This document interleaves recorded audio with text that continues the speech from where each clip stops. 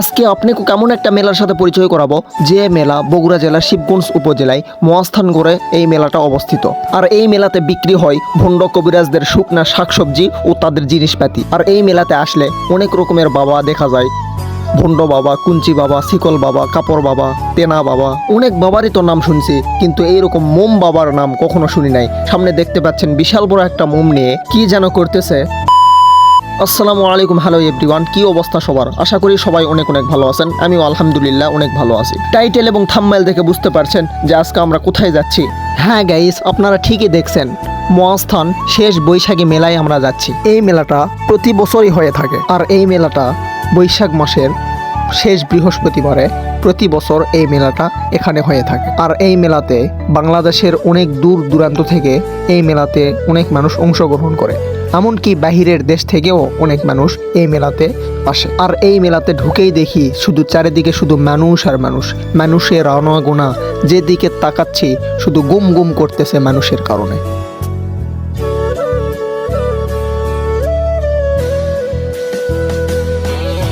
আর দোকানপাটের কথা যদি বলতে চাই, যেই দিকেই তাকাচ্ছি শুধু দোকান আর দোকান, কাপড় থেকে শুরু করে বিভিন্ন কসমেটিক সহকারে বিভিন্ন জিনিস, সেখানে ডালি চাঙ্গারি বিভিন্ন জিনিস এখানে পাওয়া যায়।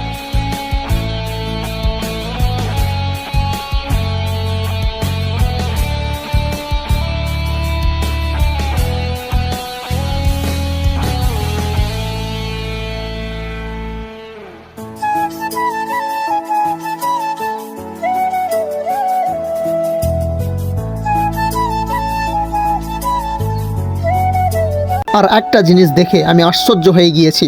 প্রথমে মনে করেছিলাম আসলেই এটা ভালো মানুষের মেলা, কিন্তু যখন এই মেলাতে আমি প্রবেশ করলাম তখন আমি বুঝলাম আসলে এটা ভালো মানুষের জন্য মেলা না, এটা আসলে নেশাগ্রস্ত মানুষদের জন্য মেলা। আমি যেহেতু এই মেলাতে কখনোই আসি নাই, ফার্স্ট টাইম এই মেলাতে প্রবেশ করলাম।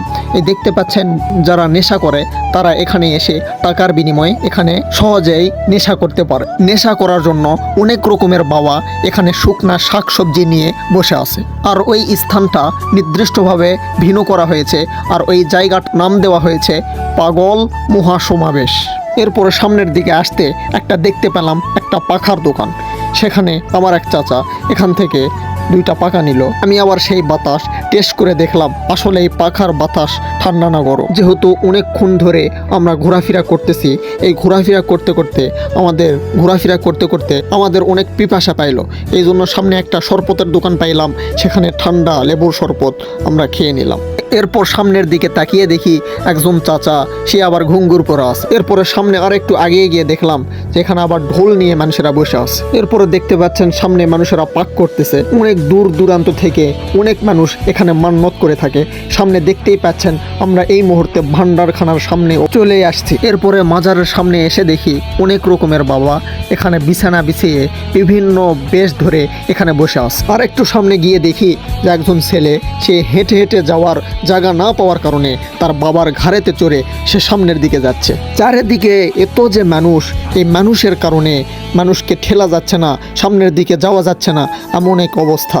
শুধু চারিদিকে শুধু মানুষ আর মানুষ, পুরুষ মানুষ, মহিলা মানুষ, বাচ্চারা, যেদিকে তাকাচ্ছি শুধু চারিদিকে শুধু মানুষের কারণে গুম গুম করতেছে। আর রাস্তার 2 সাইড দিয়ে এত ফকির ফকরনি যা গুণে শেষ করা যাবে না। এরপর সেখান থেকে সিঁড়ি দিয়ে নিচে নামতেছি যে আপনাদেরকে নিচে থেকে উপরকার দৃশ্য দেখানোর জন্য।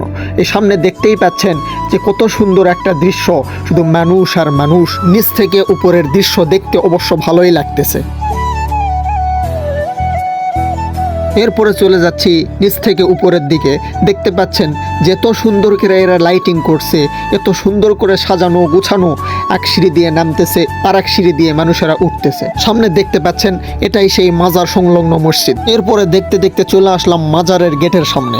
মাজারের গেটের সামনে এসে দেখি যে এত ভিড়, ঠেলাই যাচ্ছে না, সামনের দিকে যাওয়াই যাচ্ছে না, এমন এক অবস্থা।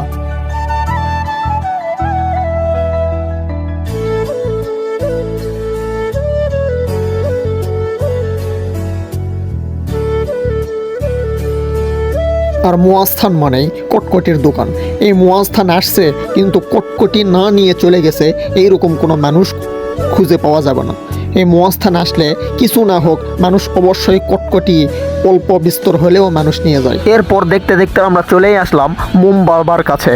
আমরা অনেক বাবারই তো নাম শুনছি, কিন্তু এইরকম মোম বাবার নাম আমরা কখনো শুনি নাই। সামনে একটা বিরাট বড় একটা মোম জ্বলিয়ে সে মোমের সামনে কি যেন করতেছে। এরপর সামনে একটু আসতেই দেখা হয়ে গেল একজন প্রেম পাগলির সাথে। সে নাকি প্রেমের উপর নাকি অনার্স করছে এবং প্রেমের দোকান নিয়ে নাকি সে বসে আছে, এইরকম বর্ণনা সে সবার সামনে দিচ্ছে। এরপরে সামনে আসতে আসতে দেখা হয়ে গেল বগুড়ার সোনাতলার সেলিব্রিটি রাশেদ ভাইয়ের সাথে। তার সঙ্গে কিছু সেলফি এবং কিছু ভিডিও করে নিলাম। এরপরে চলে আসলাম দুধ পাথরের কাছে। সেখানে নাকি নিয়ত করে দুধ ঢাললে নাকি তার মনের নেক আশা পূরণ হয়, এইরকম অনেকেই বলে থাকে, এবং সেখানে দুধ দিয়ে নাকি হাত ধুতে হয়, এইরকম দৃশ্যও সামনে দেখলাম। আমি বলি কি ভাই, এইরকম আলোর যুগেও যদি মানুষ অন্ধকারের মধ্যে ডুবে থাকে, তাহলে তো এই মানুষকে কোনো কিছু দিয়েই বোঝানো সম্ভব না। প্রিয় বন্ধুরা, আজকের ভিডিওটি এই পর্যন্তই। দেখা হবে পরবর্তী কোনো ভিডিও নিয়ে। সে পর্যন্ত আপনারা সকলেই ভালো থাকেন, সুস্থ থাকেন। আল্লাহ হাফেজ। আর এই ভিডিওটি আপনাকে কাছে কেঙ্কা লাগিছে অবশ্যই কমেন্টস করে জানাবেন। ধন্যবাদ।